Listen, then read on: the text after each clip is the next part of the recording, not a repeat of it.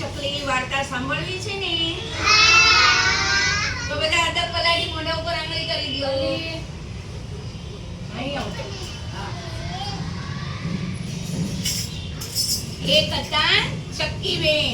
ઈ ચક્કીબેન ભાઈ પાંખું ફફડાવતા ફફડાવતા ઉડતા ઉડતા ઉડવા લાગ્યા. અને ઉડતા ઉડતા ચક્કીબેન બોલે, રાજાના ઘરે જાવાજી, ફુવારામાં નાવાજી, દાડમ દાણા ખાવાજી, રાજાની ગાદીએ બેસવાજી.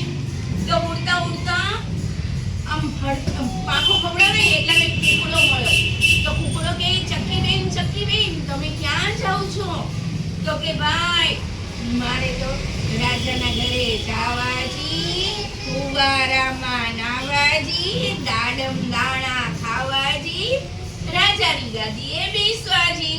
તો કુકડો શું કે, ચક્કીબેન તમે રાજાની ગાદીએ બેસો તો તમને રાજાની બીક ન લાગે? ચક્કીબેન શું કે, બીવે મોટા પાડા ને બીવે મોટા વાઘ. હું તો નાની ને એવી ચકલી, હું સીધને બીવું કે હું તો પાછી પાંખું પકડાવતી હું તો હમણાં રાજાની ગાદીએ બેસી જઈશ કે.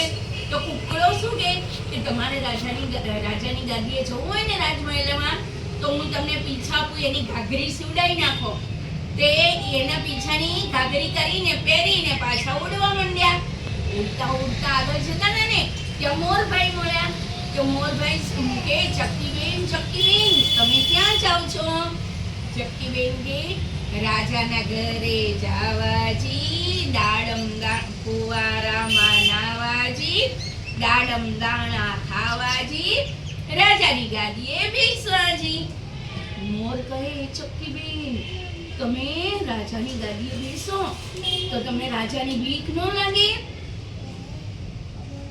ચક્કીબેન કે, ના ભાઈ ના, બીવે મોટા પાડા ને બીવે મોટા વાઘ.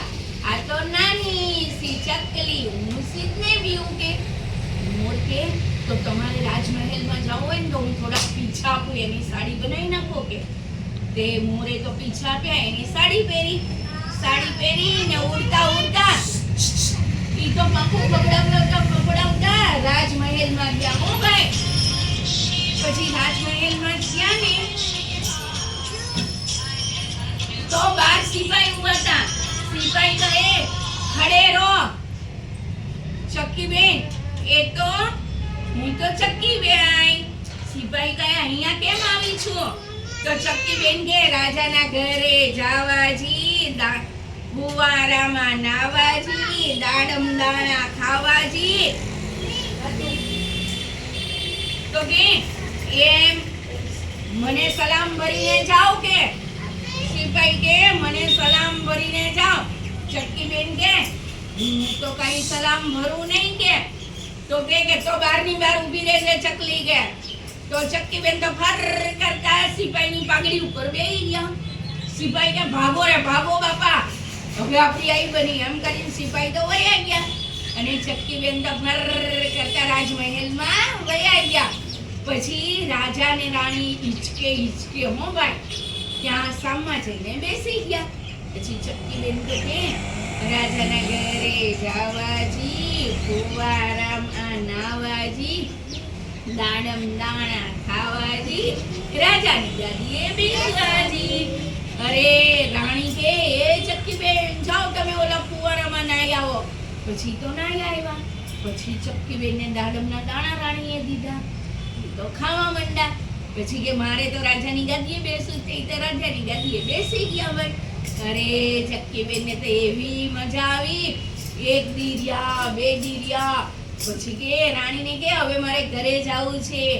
પછી ચક્કીબેન તો